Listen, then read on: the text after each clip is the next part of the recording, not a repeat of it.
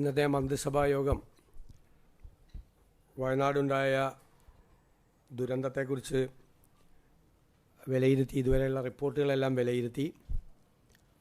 ഈ അപകടമുണ്ടായ ഇടയായ സാധ്യതകളെക്കുറിച്ചും അന്വേഷിക്കുന്നതിന് സാങ്കേതികവും നിയമപരവുമായ നടപടികൾ സ്വീകരിക്കുന്നതിന് തീരുമാനിച്ചിട്ടുണ്ട്. അതോടൊപ്പം ഇതിന് തൊട്ടു മുകളിലായി ഒരു ലാൻഡ് സ്ലൈഡ് ഉണ്ടായി എന്നുള്ള റിപ്പോർട്ടുകൾ പ്രാഥമികമായി വരുന്നുണ്ട്. അതുകൂടി പരിശോധിച്ച് കാര്യങ്ങൾ തീരുമാനിക്കും. കേന്ദ്ര സർക്കാർ ഈ തുരങ്ക നിർമ്മാണത്തിനായി പാരിസ്ഥിതിക അനുമതി കൊടുത്തപ്പോൾ കൊടുത്ത കർശനമായ നിർദ്ദേശങ്ങൾ ഇതിൻ്റെ നിർമ്മാണ കരാർ ഏറ്റെടുത്തിരിക്കുന്നവർ പാലിച്ചിട്ടുണ്ടോ എന്ന് പരിശോധിക്കും.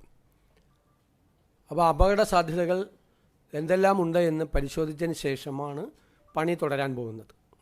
അതുവരെ ആ പണി ഇപ്പം നടക്കുന്ന നിർമ്മാണ പ്രവർത്തികൾ അതിന് ശേഷമായിരിക്കും ആരംഭിക്കുന്നത്. അപ്പം അതിൻ്റെ വിശദമായ പഠനം, രണ്ട് അപകടമുണ്ടായ കാര്യവും അതേ അവസരത്തിൽ കേന്ദ്ര സർക്കാരിൻ്റെ പാരിസ്ഥിതിക അനുമതി കൊടുത്തപ്പോൾ കൊടുത്ത കർശനമായ നിർദ്ദേശങ്ങൾ പാലിക്കപ്പെട്ടിട്ടുണ്ടോ എന്നുള്ള കാര്യവും, ഇത് രണ്ടാണ്, രണ്ട് അന്വേഷണമാണ്. രണ്ട് തരത്തിലുള്ള അന്വേഷണം ഇതുമായി ബന്ധപ്പെട്ട് നടത്തും. അതുപോലെ പബ്ലിക് സർവീസ് കമ്മീഷനുമായി ബന്ധപ്പെട്ട ഗുരുതരമായ ആരോപണങ്ങളാണ്, ഞെട്ടിക്കുന്ന ആരോപണങ്ങളാണ് പുറത്തു വരുന്നത്. പരീക്ഷ സംബന്ധിച്ച ക്രമക്കേടുകളെക്കുറിച്ച് അതിൻ്റെ പരാതിയും മറ്റു കാര്യങ്ങളും ലഭ്യമായതനുസരിച്ച് ക്രൈം ബ്രാഞ്ച് ഈ ക്രമക്കേടുകളെക്കുറിച്ച് അന്വേഷിക്കാൻ തീരുമാനമെടുത്തിട്ടുണ്ട്. വിഴിഞ്ഞം പോർട്ടുമായി ബന്ധപ്പെട്ട് വിഴിഞ്ഞം ആ പോർട്ടിൻ്റെ ഭാഗത്ത് നിന്നുകൊണ്ട് അവരുടെ കമ്പനിയുടെ ഷെയറുകൾ 49% MSC എന്ന് പറയുന്ന കമ്പനിക്ക്, മെഡിറ്ററേനിയൻ ഷിപ്പിംഗ് കമ്പനിക്ക് കൊടുക്കുന്നതിനെക്കുറിച്ചുള്ള മുൻകൂർ അനുമതി വാങ്ങിക്കണം എന്നുള്ള കത്ത് കിട്ടിയത് മന്ത്രിസഭാ യോഗം ചർച്ച ചെയ്യുകയും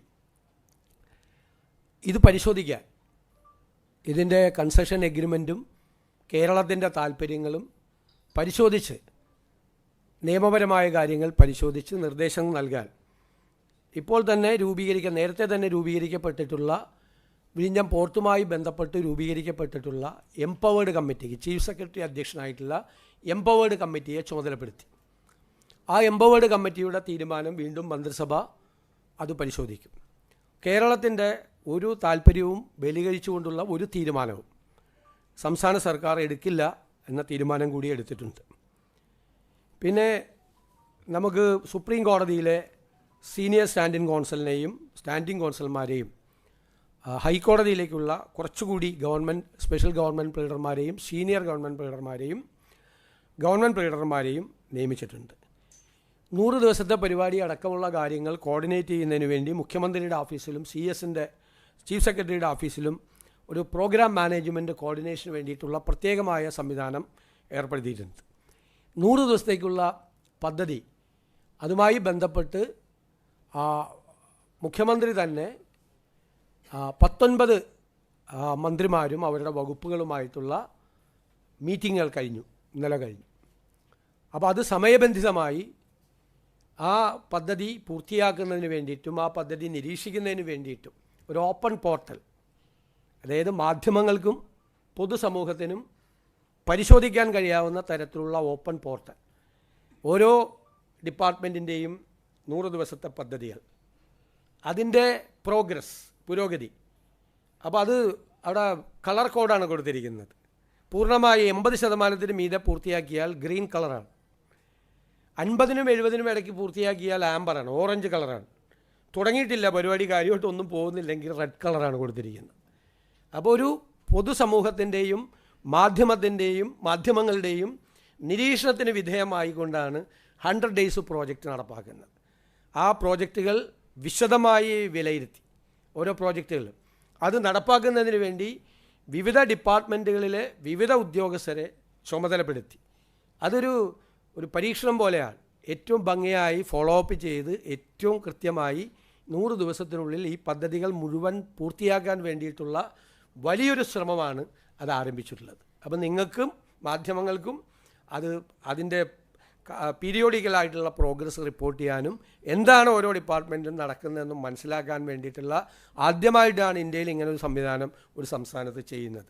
നിങ്ങളുടെ കൂടി ഒരു ഒബ്സർവേഷൻ, അഡ്മിനിസ്ട്രേറ്റീവ് ഒബ്സർവേഷൻ വേണ്ട സ്ഥലത്ത് നിങ്ങളുടെ കൂടി ഒരു നിരീക്ഷണം വെച്ചുകൊണ്ടുള്ളതായിരിക്കും ഈ 100 days പ്രോജക്റ്റ്. ഇതാണ് പ്രധാനപ്പെട്ട തീരുമാനങ്ങളുള്ളത്.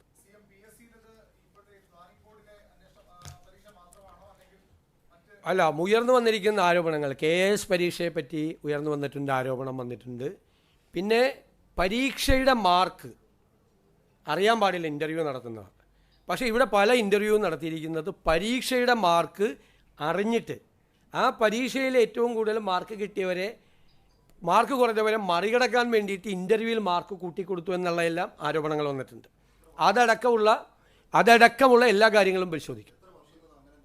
അല്ലല്ല, അത് നോക്കും, പരിശോധിക്കും.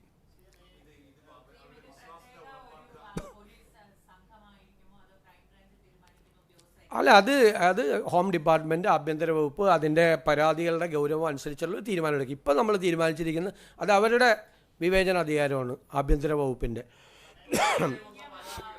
അതല്ല അവർ നിശ്ചയിക്കും, ആഭ്യന്തര വകുപ്പ്. അടുത്ത ഈ ചോദ്യം,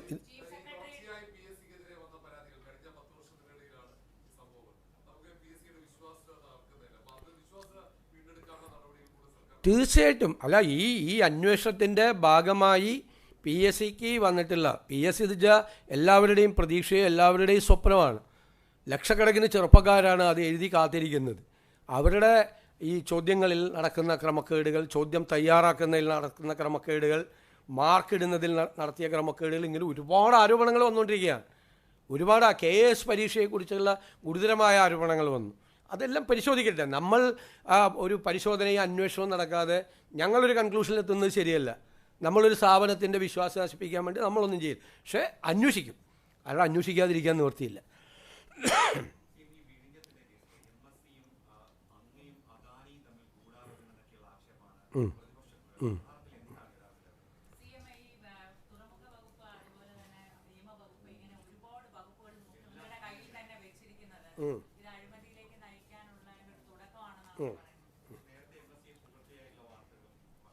ഇപ്പോൾ 2-3 ചോദ്യമായി.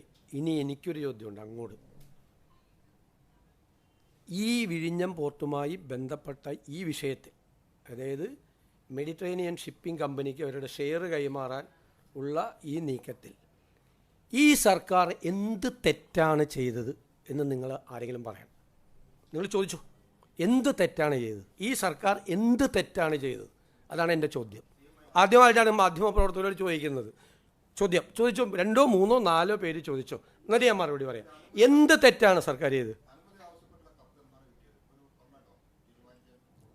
അത് പറഞ്ഞല്ലോ, അത് അന്ന് ഞാൻ നിയമസഭയിൽ പറഞ്ഞല്ലോ, ഗവൺമെൻറ്റിന് ഇതിനെക്കുറിച്ച് അറിയില്ല എന്ന് പറഞ്ഞ അന്ന് വൈകുന്നേരം 5 മണിക്ക്.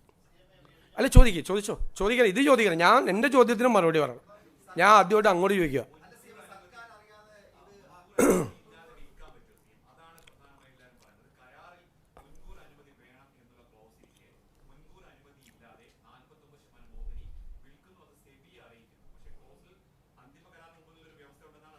അടുത്ത ചോദ്യം ചോദിച്ചു.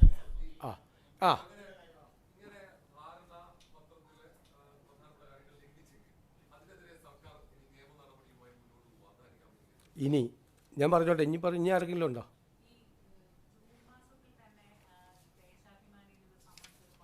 അല്ല, അതൊന്നും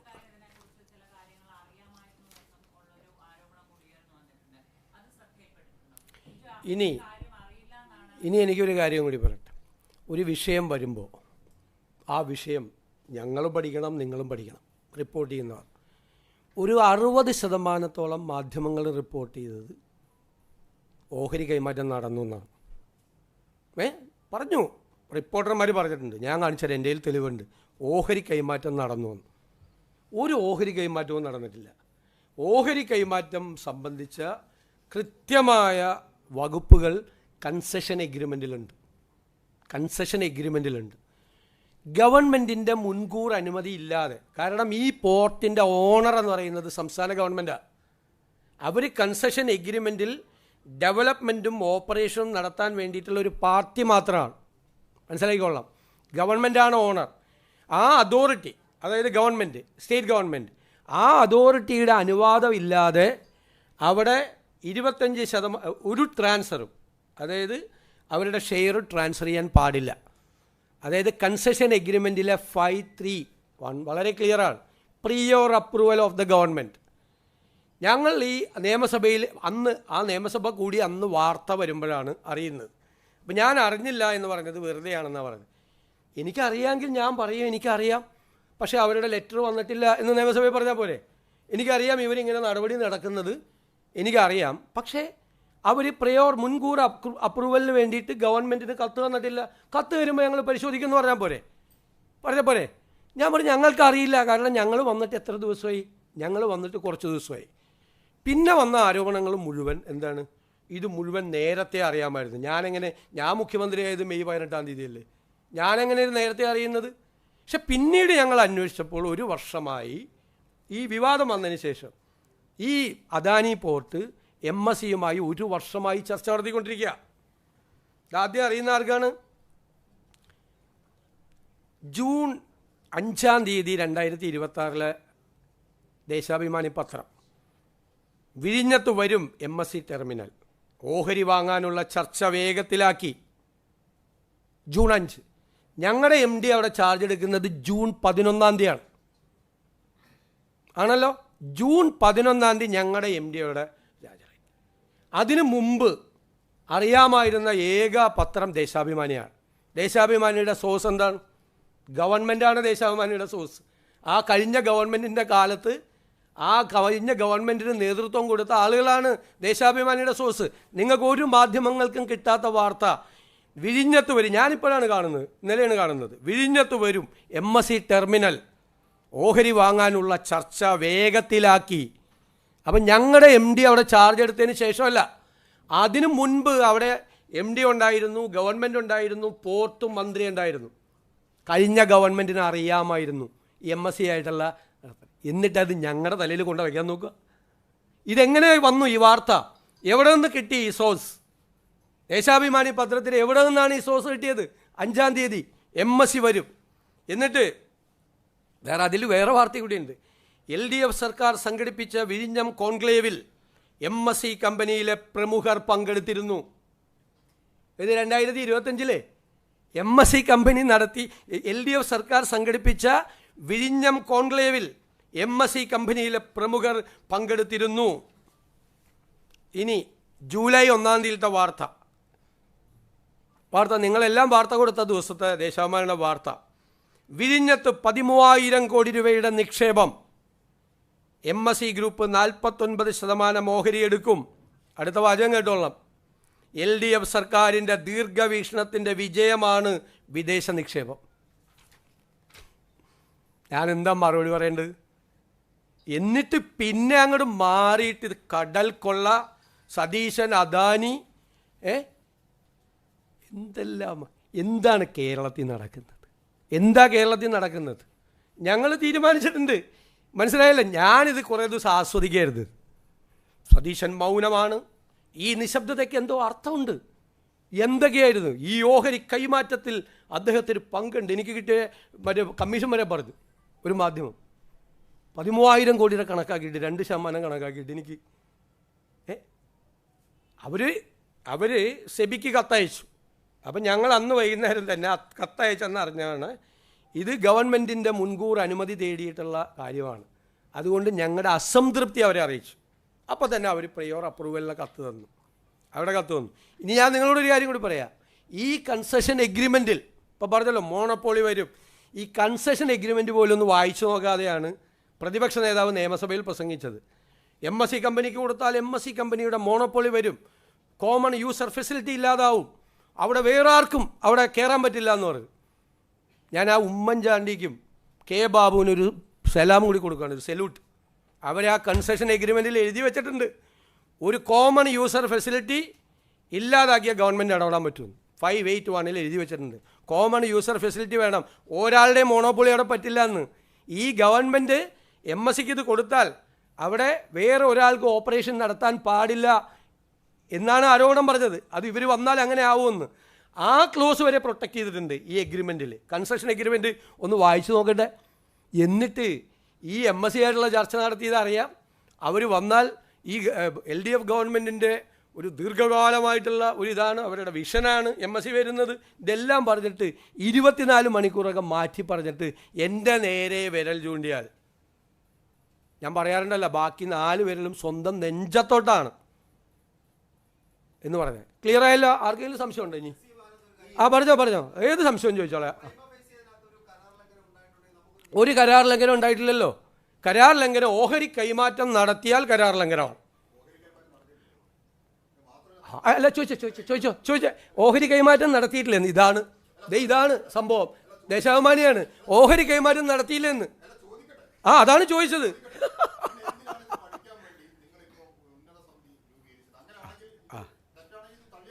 അദ്ദേഹം അദ്ദേഹം ഇതുവരെ വിചാരിച്ചിരുന്നത് ഓഹരി കൈമാറ്റം നടന്നു എന്നാണ്. എന്നോടുള്ള ചോദ്യം, ഓഹരി കൈമാറ്റം നടന്നില്ല സ്നേഹിത, നടന്നില്ല. നടക്കണമെങ്കിൽ ഒരുപാട് പ്രോസസ്സ് ഉണ്ട്. അത് മിനിസ്ട്രി ഓഫ് ഹോം അഫയേഴ്സിൽ പോകണം. ഒന്ന്, നാഷണൽ സെക്യൂരിറ്റി സ്ട്രാറ്റജിക് പോയിൻ്റാണിത്, അതവർ പരിശോധിക്കണം. മിനിസ്ട്രി ഓഫ് ഷിപ്പിങ്ങിൽ പോകണം, അവരുടെ ഇത് കിട്ടണം. ഇതെല്ലാം പരിശോധിച്ചിട്ട് വേണം. ഞങ്ങളുടെ മുമ്പിലുള്ള എന്താണ് കാര്യം? കൺസെഷൻ എഗ്രിമെൻറ്റിൽ അവരുടെ ഷെയർ അവർക്ക് കൊടുക്കണമെങ്കിൽ ഗവൺമെൻറ്റിൻ്റെ അപ്രൂവൽ വേണം.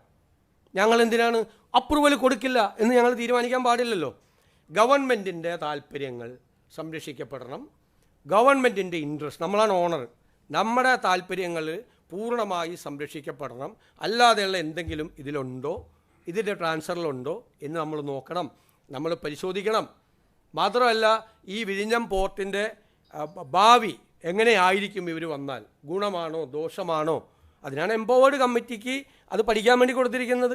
ഇനി അവർ പഠിച്ചു വന്നാലും ഗവൺമെൻറ് ഓഫ് ഇന്ത്യയുടെ സാങ്ഷനും എല്ലാം കിട്ടിക്കഴിഞ്ഞാൽ മാത്രമേ സ്റ്റേറ്റ് ഗവൺമെൻറ് ഇക്കാര്യത്തിലൊരു തീരുമാനം എടുക്കുകയുള്ളൂ.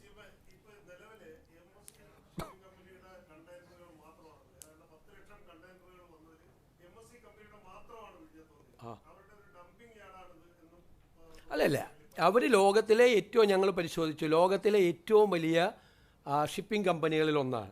അവർ ശ്രീലങ്കയിൽ ഓപ്പറേറ്റ് ചെയ്യുന്നുണ്ട്, അവർ കൊളംബോ എയർപോർട്ട് ഓപ്പറേറ്റ് ചെയ്യുന്നുണ്ട്, സിംഗപ്പൂർ ഓപ്പറേറ്റ് ചെയ്യുന്നുണ്ട്. അവരുടെ ഒരു സബ്സിഡിയറി കമ്പനിയാണ്. അവർക്കാണ് ഇവർ കൊടുത്തിരിക്കുന്നത്, നേരിട്ട് MScക്ക് അല്ല കൊടുത്തിരിക്കുന്നത്. ഇത് ഷെയർ മാറ്റം വേണമെന്ന് ആവശ്യപ്പെട്ടിരിക്കുന്നത് അവരുടെ ഒരു സബ്സിഡിയറി കമ്പനിക്കാണ്. മനസ്സിലായില്ലേ? അപ്പോൾ അവർ പറഞ്ഞിരിക്കുന്നത് ഈ കൊളംബോയിൽ നടക്കുന്ന ബിസിനസ് നന്നായിട്ട് നടക്കുന്നുണ്ട്, സിംഗപ്പൂർ നടക്കുന്ന ബിസിനസ് നടക്കുന്നുണ്ട്. അത് വിഴിഞ്ഞത്തേക്ക് അത് കൂടുതൽ കൊണ്ടുവരാൻ പറ്റും. കാരണം അവർക്ക് എല്ലാ ഷിപ്പിംഗ് കമ്പനികളുടെയും താല്പര്യം എന്ന് പറയുന്നത് ഈ റൂട്ടാണ്. ഇതിൻ്റെ ഒരു സ്ട്രാറ്റജിക് ആയിട്ടുള്ള ഒരു പ്രത്യേകതയും ഈ റൂട്ടും ട്രാവൽ ചെയ്യുന്നതിനുള്ള കുറവും മദർഷിപ്പുകൾ അടുക്കാനുള്ള സൗകര്യം ഉൾപ്പെടെയുള്ള കുറേ അഡ്വാൻറ്റേജ് ഇവിടെയുണ്ട് എന്ന് പറഞ്ഞു. അവരുടെ ഷിപ്പ് അടുക്കുന്നതിനെ നമ്മളെങ്ങനെ അവരുടെ ഡംപിങ് യാർഡാന്ന് പറയുന്നത്? അവരുടെ ഷിപ്പ് അടുക്കുന്നുണ്ട്. അത് കഴിഞ്ഞ ഗവൺമെൻറ്റിൻ്റെ കാലത്താണല്ലോ. ആ ഒരു വർഷം, ഞങ്ങളുടെ കാലത്തല്ലല്ലോ, ആ കഴിഞ്ഞ ഗവൺമെൻറ്റിൻ്റെ കാലത്ത് 99% ഷിപ്പും അവരുടെയാണ് അടുത്തിരിക്കുന്നത്, MSc കമ്പനിയുടെയാണ്. ഇപ്പം ഞങ്ങൾ വന്നിട്ട് MSc കമ്പനിയുടെ ഷിപ്പ് ഇനി അടുക്കാൻ പാടില്ല എന്ന് തീരുമാനം എടുക്കാമോ? നിങ്ങളൊന്ന് ആലോചിക്കുക. നിങ്ങൾ വാർത്ത കൊടുത്തവരൊക്കെ കൂടി ഒന്ന് ആലോചിക്കുക. ഇപ്പോൾ മനസ്സിലായില്ലേ ഓഹരി കൈമാറ്റം നടത്തിയെന്ന് വിചാരിച്ചിട്ടാണ് ഇത് മുഴുവൻ ചെയ്തത്.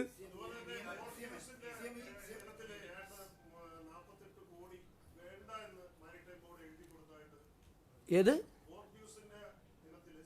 ഇല്ല, ഞങ്ങൾ ഗവൺമെൻറ് വന്നതിന് ശേഷം അങ്ങനത്തെ ഒരു തീരുമാനം എടുത്തിട്ടില്ല.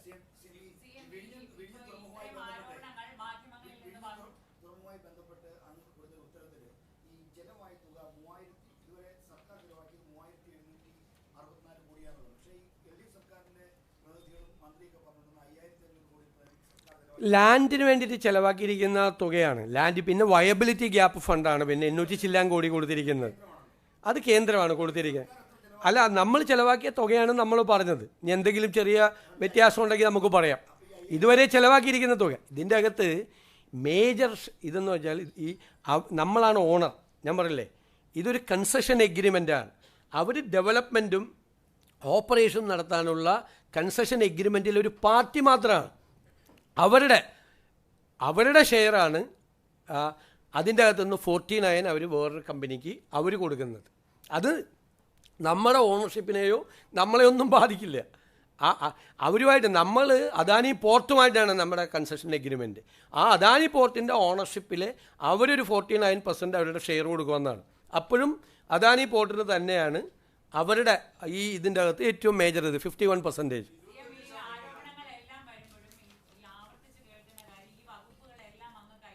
ആ,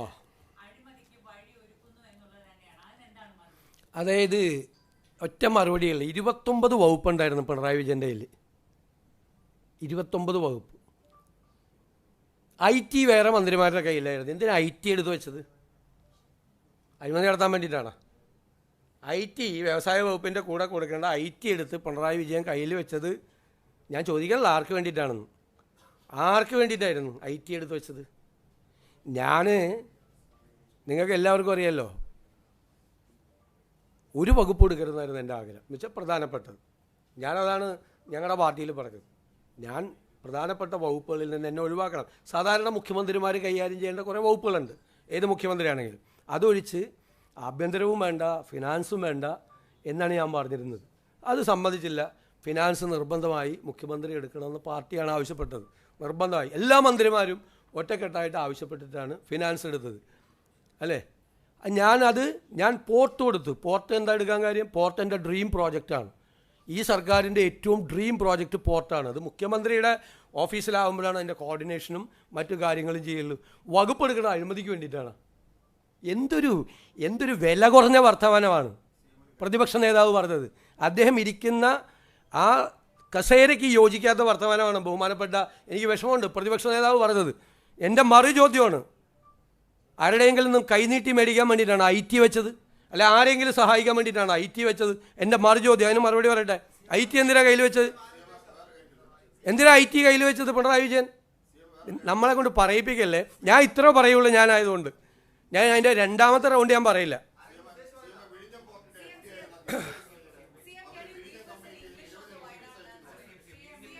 ആര്?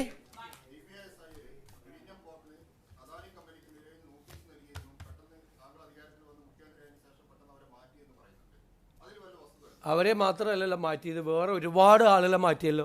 അവരെ മാത്രം മാറ്റിയ എന്താ പ്രശ്നം? അവരെല്ലാം ഒരുപാട് നാളുകളായി അവിടെ ഇരിക്കുന്ന പലരെയും മാറ്റി, പല സ്ഥലത്തു നിന്ന് അവരെ അടക്കം മാറ്റി. എന്താ കുഴപ്പം? അതൊന്നും ഞാൻ ഡേ ടു ഡേ കാര്യങ്ങളിൽ നോക്കേണ്ട ആളല്ല. അവരെ ആർക്കൊക്കെ എല്ലാ ഗവൺമെൻറ് HODമാരും ഓരോ സ്ഥലത്തിരിക്കേണ്ട ആ ഗവൺമെൻറ് HODമാർ ആർക്കൊക്കെ നോട്ടീസ് കൊടുത്തിട്ടുണ്ട്, എന്തൊക്കെ ചെയ്തിട്ടെന്ന് അന്വേഷിക്കേണ്ട ജോലിയല്ലാതെ. അത് ഞാൻ ചോദിക്കട്ടെ, കണ്ണൂർ ജില്ലാ സെക്രട്ടറിയുടെ വലിയ പത്രസമ്മേളനം ആക്ഷേപമൊക്കെ ഇട്ടു. എൻ്റെ തിരിച്ചുള്ളൊരു ചോദ്യം കേട്ടോ, കണ്ണൂർ ജില്ലാ സെക്രട്ടറിക്ക് എന്താ കാര്യം വിഴിഞ്ഞത്തിൻ്റെ കാര്യത്തിൽ? എന്താ ഇത്ര ഇൻട്രസ്റ്റ്? പാർട്ടിയുടെ കണ്ണൂർ ജില്ലാ സെക്രട്ടറിക്ക് എന്താ ഇൻട്രസ്റ്റ് വിഴിഞ്ഞത്തിൻ്റെ കാര്യത്തിൽ? എന്നെ കൊണ്ട് ചോദിപ്പിക്കല്ലേ കേട്ടോ.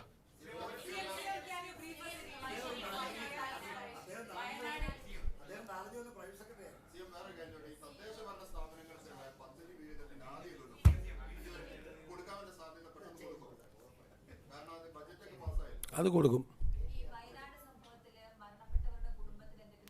സഹായം കൊടുത്തിട്ടുണ്ട്. 5 ലക്ഷം രൂപ വീതം അവരുടെ ധനസഹായം പ്രഖ്യാപിച്ചിട്ടുണ്ട്. അവരുടെ ചികിത്സ നടത്തും. അവരുടെ മൃതശരീരങ്ങൾ നാട്ടിലേക്ക് എത്തിക്കാൻ വേണ്ടിയിട്ടുള്ള കോർഡിനേഷൻ നടത്തിക്കൊണ്ടിരിക്കുകയാണ്. ഇന്ന് തന്നെ എത്തിക്കും.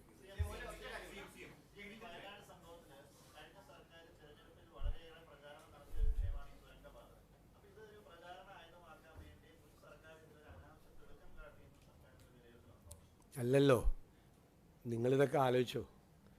ആ വിഷയത്തിൽ ഏറ്റവും കൂടുതൽ അധിക്ഷേപം കേട്ട ഒരാളാണ് ഞാൻ എന്താണ് പറഞ്ഞത്? ഗൗരവതരമായി പരിശോധിക്കാതെ, പാരിസ്ഥിതിക ആഘാത പഠനം ഗൗരവമായി നടത്താതെ ഈ പദ്ധതിയുമായി പോകരുത്. എന്താ കാര്യം പറയാൻ കാര്യം? വയനാട് വെസ്റ്റേൺ ഗാർഡ്സ് എന്ന് പറയുന്നത് വളരെ സെൻസിറ്റീവാണ്, ഫ്രജൈലാണ് അവിടുത്തെ മണ്ണ്. എന്നെ എന്തുമാത്രം പരിഹാസം ഉണ്ടായിരുന്നു. മണ്ണ് പരിശോധനാ വിദഗ്ധൻ എന്നെല്ലാം പറഞ്ഞു.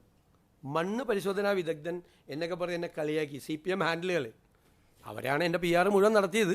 എനിക്ക് നന്ദിയുണ്ട് അവരോട്. ഞാനൊന്നും പറഞ്ഞു അവരെയൊന്നും മാറ്റല്ലെന്ന്. കാരണം അവരാണ് എനിക്ക് വേണ്ടിയിട്ട് ഏറ്റവും കൂടുതൽ ക്യാമ്പയിൻ നടത്തിയത്. കാരണം ആ തെരഞ്ഞെടുപ്പിന് തൊട്ട് മുമ്പുള്ള 2-3 മാസം സോഷ്യൽ മീഡിയ തുറന്നാൽ എന്നെ മാത്രം, എൻ്റെ വികൃതമായ രൂപങ്ങളൊക്കെ ഉള്ളതാണെങ്കിലും എൻ്റെ കണ്ണൊക്കെ തളിച്ചിട്ടുള്ളതാണെങ്കിൽ എൻ്റെ പടം മാത്രം ഉണ്ടായിരുന്നില്ല. ഏറ്റവും കൂടുതൽ എന്നെ CPM അധിക്ഷേപിച്ച വിഷയം തുരങ്കപാത വികസനം തകർക്കാൻ ശ്രമിക്കുന്ന വികസന വിരുദ്ധൻ എന്ന് പറഞ്ഞിട്ടാണ്. ഞാൻ ഒറ്റ കാര്യമേ പറഞ്ഞു, അതുപോലത്തെ സെൻസിറ്റീവായൊരു സ്ഥലത്ത് ഇത് ചെയ്യുമ്പോൾ സൂക്ഷിച്ചു വേണമെന്ന് പറഞ്ഞു. ഇവിടെ സ്റ്റേറ്റ് ഒരു പഠനം നടത്തി. ആ പഠനത്തിലെ റിസൾട്ട് എന്താ? ഒരു കാരണവശാലും ചെയ്യാൻ പാടില്ലെന്ന്. രണ്ടാമത് സെൻട്രൽ ഗവൺമെൻറ് വേണ്ടാന്ന് പറഞ്ഞു. വീണ്ടും സംസ്ഥാന ഗവൺമെൻറ് നിർബന്ധിച്ച് അവിടെ നിന്ന് 50ഓളം കർശനമായ നിർദ്ദേശങ്ങൾ വെച്ചുകൊണ്ടിട്ടുള്ളതാണ് ഈ തുരങ്കപാതയുടെ പണി തുടങ്ങിയത്. അതുകൊണ്ടാണല്ലോ നമ്മൾ പറഞ്ഞത് എന്താണ് സംഭവിച്ചിരിക്കുന്നത് എന്ന് നമ്മൾ പരിശോധിക്കട്ടെ. ഞാനിപ്പോഴും അങ്ങനെ പറയും, ഗവൺമെൻറ്റിൻ്റെ ഭാഗമല്ലേ. പക്ഷേ ഈ ഒരു വിഷയത്തിൻ്റെ പുറത്ത് ഒരുപാട് പരിഹസിക്കപ്പെട്ട, ആക്ഷേപിക്കപ്പെട്ട ഒരു പ്രതിപക്ഷ നേതാവായിരുന്നു ഞാനെന്ന് നിങ്ങളൊക്കെ ഓർക്കുന്നതല്ല. Wayanad landslide is very unfortunate. It has happened. Now the government is going to study in detail. A techno-legal study we are going to study, and we will go for the investigation also what happened in what are the reasons behind the accident. Then second thing is that we will check the construction company is there are some conditions from the Environment Department of the central government, whether they are obeying these conditions or not. We will check it. So till then the work is stopped? Yeah, then only the work will start. And as I said yesterday, the Disaster Management Authority chairman in the Wayanad and the Wayanad district collector has issued an order in 20th of last month to remove all this soil stock from there.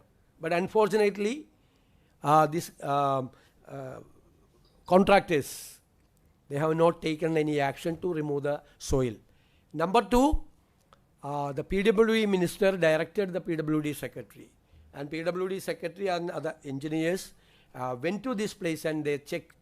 They also warned the concerned parties, contractors, to the possibilities for a disaster.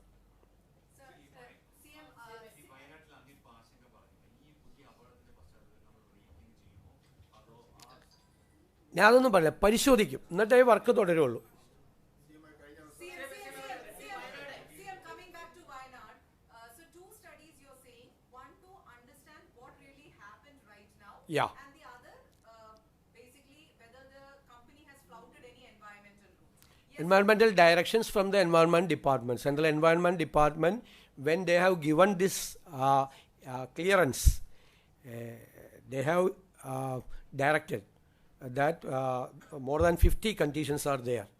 We have to check that.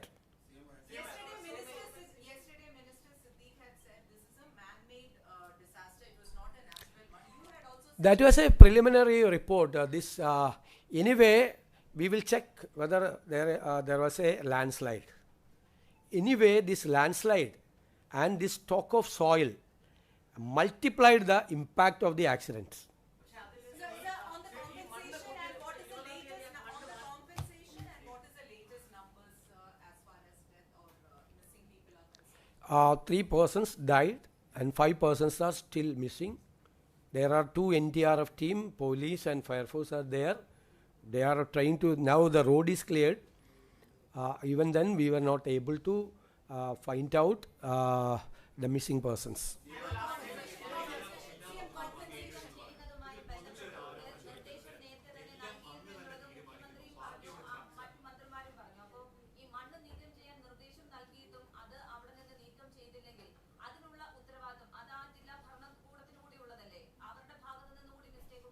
അല്ല, അത് അവരാവശ്യപ്പെടുകയും അത് ഞാനൊരു ചോദ്യത്തിന് മറുപടി, അവർ repeat ചെയ്ത് അവരാവശ്യപ്പെട്ടുകൊണ്ടിരിക്കുക. എന്നിട്ട് PWD കൂടി ആവശ്യപ്പെട്ടിട്ട് ചെയ്തില്ല.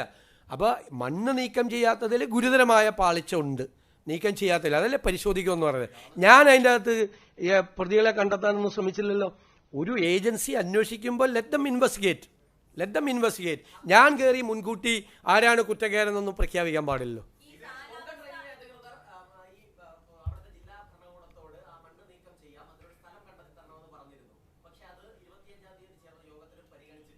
ജില്ലാ ഭരണകൂടത്തെ പ്രതിക്കൂട്ടിലാക്കാൻ വേണ്ടിയിട്ടുള്ള ശ്രമമാണ്, അതൊന്നും വേണ്ട, അതൊക്കെ അന്വേഷിക്കട്ടെ.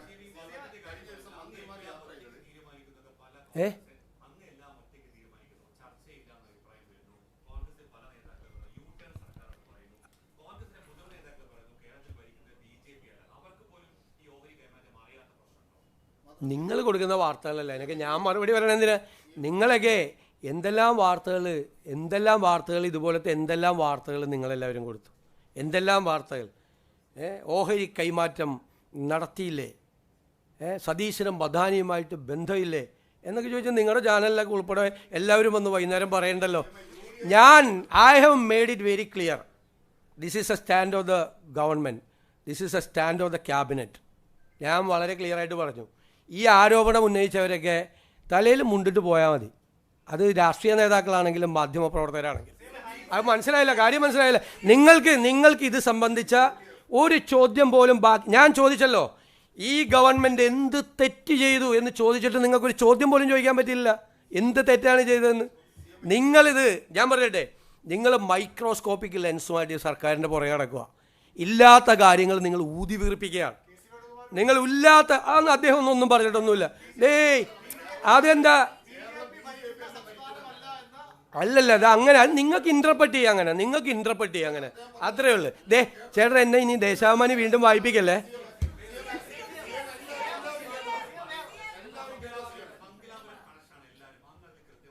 ഞാൻ കറക്റ്റായിട്ട് മറുപടി പറയാം. എല്ലാ ദിവസവും അതിനൊന്നും മറുപടി പറയാൻ പറ്റില്ല.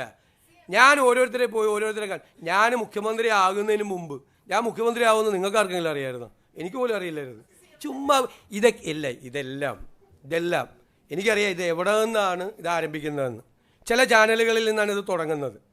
അതാരാണ് ഇത്തരം ഗൂഢാലോചന നടത്തുന്നതെന്നൊക്കെ നന്നായി അറിഞ്ഞ് അത് നന്നായി ആസ്വദിച്ചിരിക്കുക.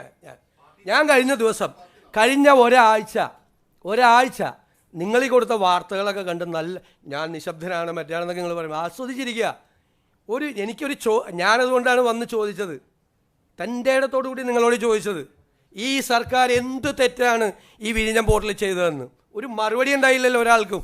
ഇനി വേണമെങ്കിൽ ചെന്നിരുന്നിട്ട് എന്ത് വേണേലും പറഞ്ഞോ. പിന്നെ ഞാനാണ് ഇപ്പോൾ തീരുമാനങ്ങളെല്ലാം പ്രഖ്യാപിച്ചത് ഞാൻ ഒറ്റയ്ക്കാണോ? ഏത് തീരുമാനമാണ് ഞാൻ ഒറ്റയ്ക്ക് എടുത്തത്? ഒന്ന് ചോദിച്ചേ. ആ ചോദ്യത്തിനൊന്ന് മറുപടി പറ.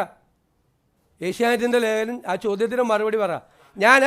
അല്ല നിങ്ങൾ പറയാണ് അല്ലാതെ നോ ഞാൻ ഏത് തീരുമാനമാണ് ഒറ്റയ്ക്കെടുത്തതെന്ന് പറ.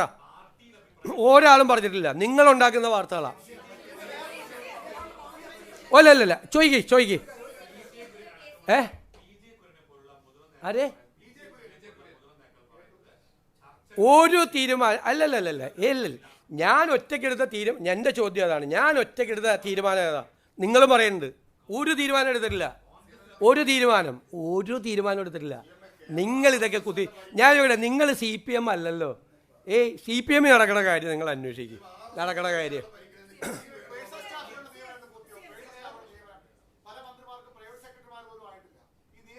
അതൊക്കെ ഇതിനൊക്കെ പ്രോസസ്സ് ഉണ്ടെന്ന് അതൊക്കെ നടത്തിക്കൊണ്ടിരിക്കുക. അവർക്ക്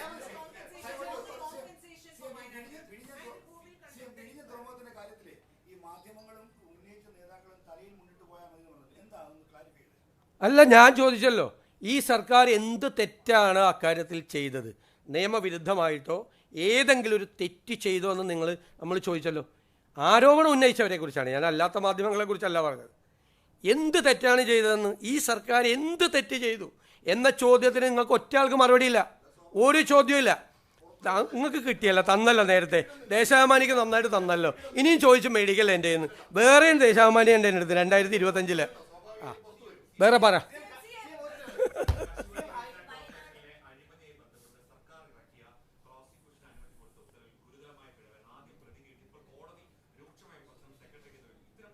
ഞങ്ങൾ കോടതിക്ക് കൊടുത്തില്ലല്ലോ, ആ ഉത്തരവ് കൊടുത്തില്ലല്ലോ.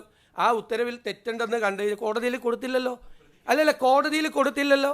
ഞങ്ങൾ അത് പരിശോധിച്ച് അത് കറക്റ്റ് ചെയ്ത് അതാണ് കോടതിയിൽ കൊടുത്തത്. അത് ഹൈക്കോടതിക്ക് എന്ത് വേണമെങ്കിലും ചോദിക്കാം. പക്ഷേ ഇതിൻ്റെ അകത്ത് ഗൗരവതരമായൊരു നിയമപ്രശ്നം കൂടിയുണ്ട്. കാരണം ഈ ആക്ട് അനുസരിച്ചുള്ള പ്രോസിക്യൂഷൻ സാങ്ഷൻ, ഞാൻ ഈ കേസിൽ ഞങ്ങൾ തീരുമാനമെടുത്തു, പ്രോസിക്യൂഷൻ സാങ്ഷൻ അനുമതി കൊടുത്തു. പിണറായി സർക്കാർ അത് കൊടുത്തിട്ടുണ്ടായില്ല. ഞങ്ങളുടെ സർക്കാർ കൊടുക്കാൻ തീരുമാനിച്ചു. അതിനെന്തായിരുന്നു ബഹളം? ഞങ്ങളുടെ സർക്കാർ കൊടുക്കാൻ തീരുമാനിച്ചു. ഞങ്ങളുടെ പാർട്ടിക്കാരനായിട്ട് പോലും ഞങ്ങൾ പ്രോസിക്യൂഷൻ സാങ്ഷൻ ഞങ്ങൾ കൊടുക്കാൻ തീരുമാനിച്ചു. അതിൽ കൊടുത്ത ഉത്തരവിൽ ചില കാര്യങ്ങളുണ്ടായിരുന്നു. അത് തെറ്റാണെന്ന് കണ്ടപ്പോൾ കോടതിയിൽ കൊടുക്കണ്ടെന്ന് പറഞ്ഞു. ഞാനാ വിളിച്ചു പറഞ്ഞ കോടതിയിൽ കൊടുക്കണ്ടെന്ന്. പ്ലീസ് മിണ്ടായി, ഞാൻ സംസാരിച്ച് തീർക്കട്ടെ. അതിനുശേഷം ഞങ്ങൾ ഇത് കൊടുത്തു, കറക്റ്റ് ചെയ്ത് കൊടുത്തു. പിന്നെ പ്രോസിക്യൂഷൻ സാങ്ഷൻ കൊടുക്കാനുള്ള അധികാരം ആർക്കാണ്? ഗവൺമെൻറ്റിനാണ്, അല്ലേ? ഗവൺമെൻറ്റിനാണ്, ഈ കേസിലല്ല, എല്ലാ കേസുകളിലും. അപ്പോൾ ഗവൺമെൻറ്റിൻ്റെ അധികാരത്തെ അത് ടേക്ക് ഓവർ ചെയ്യപ്പെടുന്നുണ്ടോ ജുഡീഷ്യറി എന്നുള്ള ഒരു അക്കാഡമിക് ആയിട്ടുള്ളൊരു ക്വസ്റ്റ്യൻ ഉണ്ട് അതിൻ്റെ അകത്ത്. ഞങ്ങളത് വളരെ ഗൗരവമായിട്ടാണ് അതിനെ കാണുന്നത്. അതാണ്, അല്ലാതെ ഈ കേസിലല്ല പ്രശ്നം. ഈ കേസിൽ ഞങ്ങൾ ഈ കേസിൽ ഞങ്ങൾ എന്താ പറയുക, there is a prima facie case, we have taken a decision to provide prosecution sanction, അത് ക്ലിയറാണ്. പക്ഷേ ഭാവിയിൽ പിന്നെ എന്തിനാണ് ഈ ആക്ടിൻ്റെ അകത്ത് എഴുതി വെച്ചിരിക്കുന്നത്? എന്നാൽ പ്രോസിക്യൂഷൻ സാങ്ഷനും കൂടി കോടതി കൊടുത്താൽ പോരെ? അതോറിറ്റി ഗവൺമെൻറ്റാണ്, ആ പവറാണ് ഇല്ലാതാവുന്നത്. അപ്പോൾ ബാക്കിയുള്ള ഇനിയുള്ള കേസിൽ ആക്ടിലെ പ്രൊവിഷനാണ്, പാർലമെൻറ്റ് പാസ്സാക്കിയ ആക്ടിലെ പ്രൊവിഷൻ. ഇത്രയും മതി.